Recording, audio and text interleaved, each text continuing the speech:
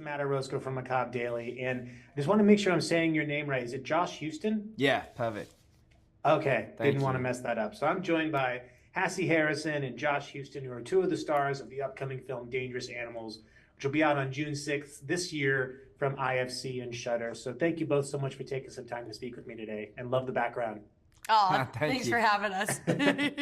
Well, first of all, for both your characters, Zephyr and Moses, they're both quite the surfers. And I'm just curious, is that something that both of you had enjoyed before making this film, or is that something that you had to get a little bit of training and become comfortable with? I grew up in Sydney, so we're surrounded by beaches. So I've been surfing for ages. I had a little bit of experience, and then it was great because the stunt team trained me, and yeah, we had a really fun time. Yeah, I'm not much of a balanced person myself, so I stay off the board on the water, but find me in the floaties in the deep end. So considering there's, sharks are kind of one of the predators in this film, I'm curious to know how comfortable you both were with sharks before making the film, and then also considering that you worked with some live ones, I think, during the filming, how comfortable you are now. I feel like you can only be so comfortable with them. I'm just aware that they're there, and I just try and make sure that I don't. Compartmentalize Yeah, it. yeah. You just have to compartmentalize. Put yourself in your happy place, right? Yeah, every surfer knows there's the potential for that, A little nibble. we're in their home. Yeah. It's true. True. Now, when it comes to filming, shooting the film, quite a few of intense scenes, particularly involving you both, and of course your colleague Jay. What were some of those most intense experiences filming, and anything that stuck out or still sticks with you as maybe a harrowing moment?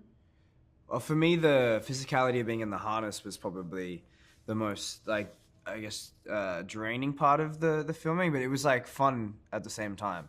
But yeah, I was up there for 2 or 3 days, and they kind of put some wear and tear on your body after a while. But in the same way, I kind of was loving the fact that it was hurting because it added to the whole ferociousness of the situation. And having Jai sitting there just laughing and giggling and doing his whole performance while you're up there screaming is it's fun. And it's cool. We shot that on the ocean, not in some tank or a studio, and I think you can really feel how that just adds authenticity and rawness and the siltiness of the water. There's some things you just can't really replicate. Yeah, no, I mean, totally. I think one thing that stands out extremely well in the film is that the use of natural locations as opposed to sound stages and sets really does elevate the horror that comes from being stranded in the middle of the ocean, particularly with someone who's, for lack of a better term, unhinged. And on the note of unhinged, there's almost a feral energy to the film, particularly in the third act when things really come to a head. Yes. How do you both mentally prepare for those scenes, particularly given you both have to do some pretty intense, I don't want to spoil anything, but just intense things you have to go through to really elicit the kind of emotion and pain that you're experiencing at the time? I mean, it's so contextual, depending on whatever the scene requires and needs. And sometimes for me, actually, not just showing up and being in that moment is the best thing I can do.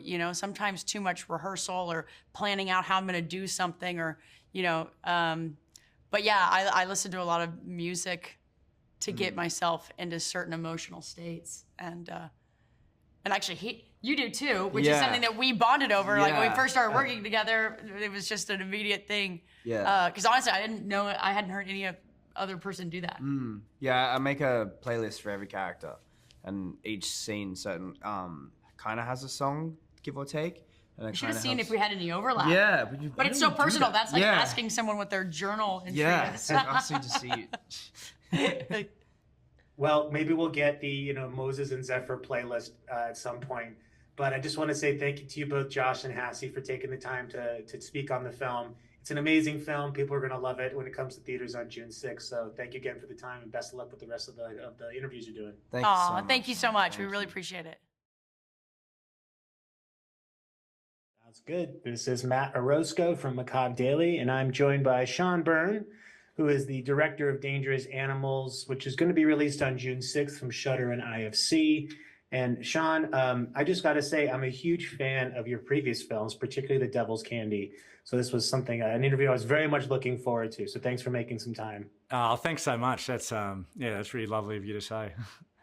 Yeah, it's still a film I recommend to folks who haven't seen it, and I tell them don't read anything about it, just go in blind and let the darkness overwhelm you. But this is somewhat of a noted departure from your previous films, particularly in terms of the aesthetic, taking place more in the open sea as opposed to kind of in more confined familial spaces. But it also seems somewhat linked to your kind of broader trend of unhinged people doing awful things. So I'm interested about kind of what drew you to Nick Leppard's script and got you interested in directing the film. Well, it was that combination of shark film and serial killer film, and I kind of I pride myself on kind of knowing my serial killers because I feel like the extreme kind of nature of humanity is so kind of like fascinating, but also being able to tap into that kind of very popular subgenre of horror combined with the shark subgenre felt like it was two for the price of one and could really expand the demographics. And so there was a part of me that it was like sort of intellectualized from a marketing perspective, but I also thought it was such an incredible high concept, like fusing those two styles of kind of horror films. But the thing that really stood out for me was the fact that it's the first shark story I'd ever read where the shark wasn't the monster. It wasn't just like indiscriminately hunting humans and man is the monster. And, even when the sharks turn up and bad things happen, it's because they're manipulated by man. And I just thought, there are so many shark films, but I think everyone's just been dying for a new take on the shark film. And as soon as I read it, I was like, this is it. This is this is what I've been wanting to see. I love shark films, but I've just, the audience are kind of ahead of them now because it's basically the shark film time after time. Well, this is the shark film that's genuinely different. Yeah, I mean, everyone's been watching the same kind of rip on Jaws ever since Spielberg made it, and where the shark is the big bad. But you do treat not only the sharks with a lot of respect in the film, but you also got to work with quite a few real ones. And I know that there was an effort made to not use CGI as much as possible. So what kind of challenges did it present working with, real life sharks, especially in the Gold Coast, which is quite literally filled with them?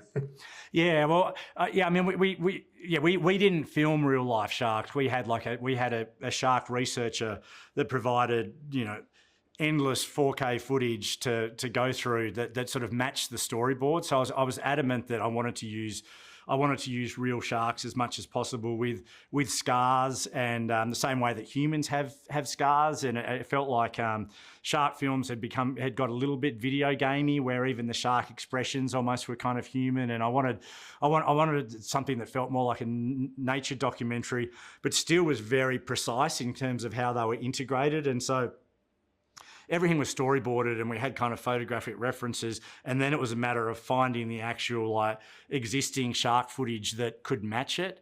And so that's how we kind of used it. And sometimes it's incorporated as a direct point of view. Other times we have sharks in the same footage as the actors, but that's like real sharks that are kind of like rotoscoped out and incorporated into the image. And so the only visual effects is the shark fins above water. Obviously, because blocking has to be so kind of precise, it's impossible to find real fins that could do that. Yeah, I'm sure it'd be quite difficult to get sharks to actually perform in that manner. And yeah. My last question for you, Sean, is a quick one, but hopefully not too difficult, is if you were asked to program a double feature with dangerous animals, what movies do you think would make a perfect pairing with it? I would actually, I probably wouldn't even pair it with a shark film. I'd probably pair it with something like Speed, because that was a huge inspiration, like 80s and 90s action cinema. I mean, there's a pun at the end of the film that's basically a subversion of like the Sylvester Stallone or kind of Arnold Schwarzenegger kind of movie one-liner that's still very kind of cute and love story driven in this. But because also, I wanted it to feel like an event film and have that kind of like, like just kinetic, relentless nature that like Speed had, and also how Speed has an organic kind of love story that just kind of evolves within the action. So yeah, I'd say Dangerous Animals and Speed would be a fun double feature. Well, sign me up. I'm buying a ticket already. So, Sean, thank you so much for the time today. Good luck with not just the rest of this press, but also whatever you're working on next. And really looking forward to seeing your continued work in the genre. Thanks so much. I really appreciate it. Thank you. Cheers. Bye.